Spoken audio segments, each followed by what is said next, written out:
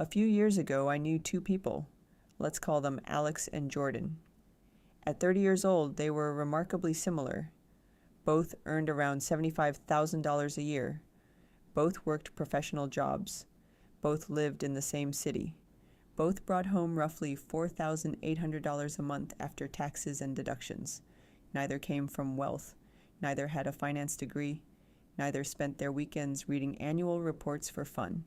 They were just normal people trying to build good lives. And if you met them back then, you probably would have assumed their futures would look pretty similar. But today, one of them is approaching retirement with confidence. The other is approaching retirement with stress. And what's fascinating is that the difference wasn't a lottery ticket. It wasn't a huge inheritance. It wasn't some magical stock pick that turned $100 into a yacht. The difference came from a series of small decisions they made during their 30s, decisions that seemed insignificant at the time. But as you'll see, small decisions have a habit of becoming big outcomes. So today, I want to walk you through the choices that quietly pushed Alex and Jordan down two very different paths. And if you're in your 20s, 30s, or even 40s, these are decisions that can still change your future. Now, what happens when your income increases? At age 31, both Alex and Jordan received a raise. An extra $6,000 per year, about $500 more every month. At first, both were excited, which is completely reasonable.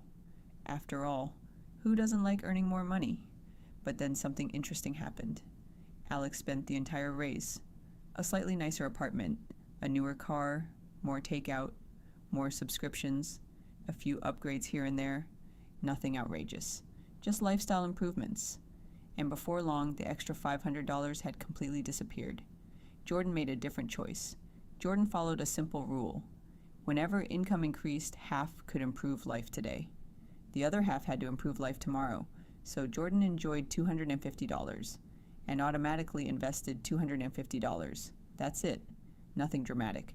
But after 1 year, Alex had invested. $0, Jordan had invested. $3,000. The difference wasn't visible yet. But that's the thing about wealth. At first, the difference is invisible. Let's talk about pay yourself first concept. At age 32, Jordan made another important change. Instead of saving whatever was left over at the end of the month, Jordan started saving first. Let's say both Alex and Jordan still brought home around $4,800 each month. When Jordan's paycheck arrived, $480 automatically went into investments. $240 automatically went into savings. The remaining $4,080 became the spending budget. No decisions, no willpower, no monthly debate. The system handled it. Alex had a different approach. Alex planned to save at the end of each month. The problem? There was rarely much left, because money is surprisingly good at disappearing.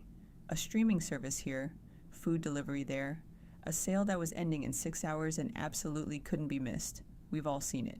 3 years later, Jordan had accumulated over $25,000 between investments and savings. Alex had saved less than $5,000.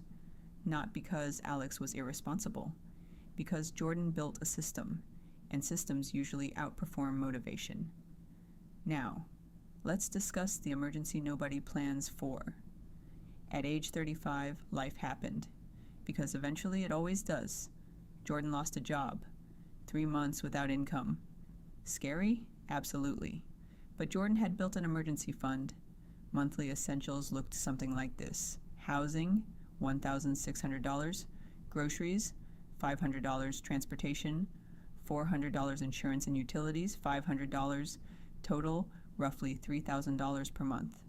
Jordan had saved 6 months of expenses, about $18,000. So the bills got paid. The job search happened. Life moved forward. Meanwhile, Alex experienced a different problem. A major car repair, then a medical bill. Combined cost, about $5,000.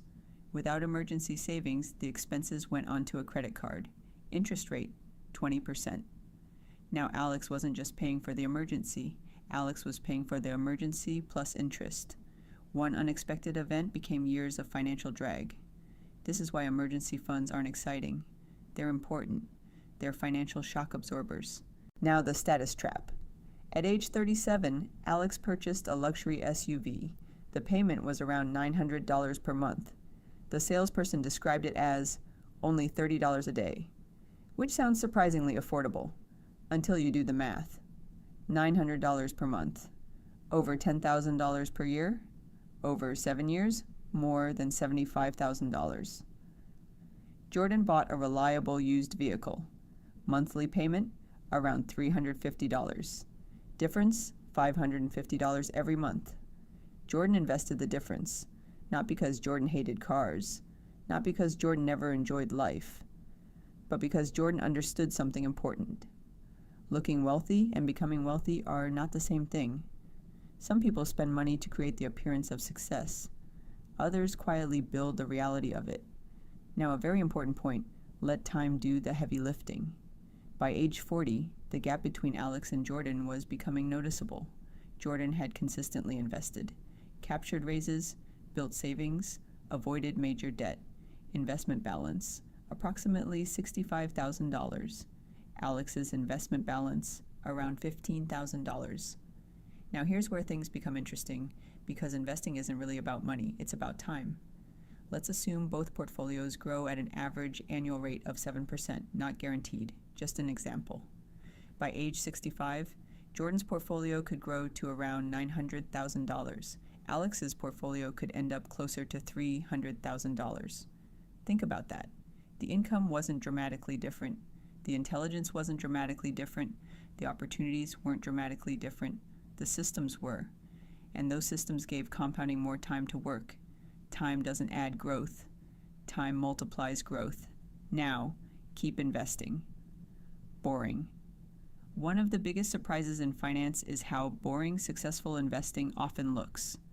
Many people imagine investing means watching charts all day, predicting stock prices, trying to find the next company that goes up 1,000%. But for many long-term investors, the strategy is surprisingly simple. Invest consistently. Own diversified index funds. Stay invested. Repeat. Imagine planting hundreds of seeds instead of betting everything on one tree. You won't know which individual tree grows fastest, but you dramatically improve your odds of building a forest. Jordan understood this. Alex spent years waiting for the perfect time to invest. The problem with waiting for perfect conditions is that perfect conditions rarely arrive.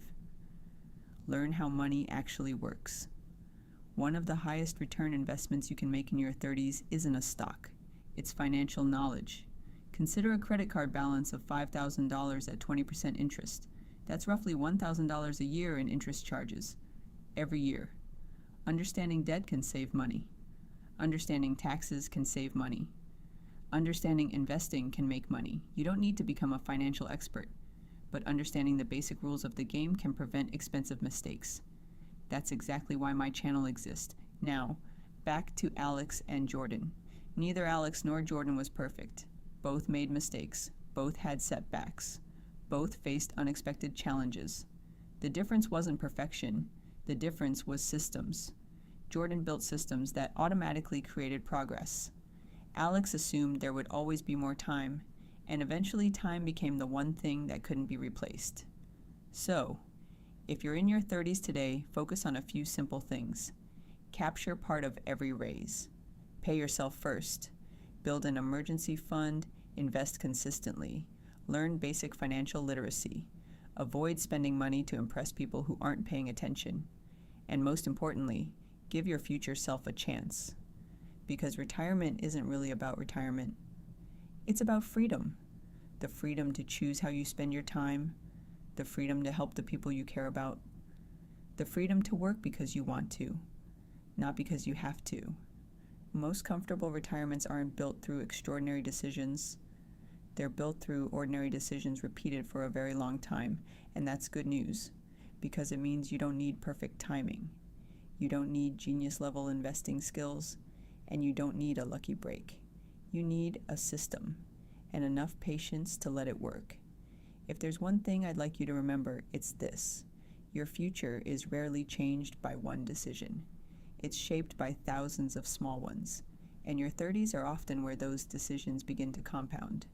I'm Morgan Valls, build small, grow strong, live free. And I'll see you in the next video.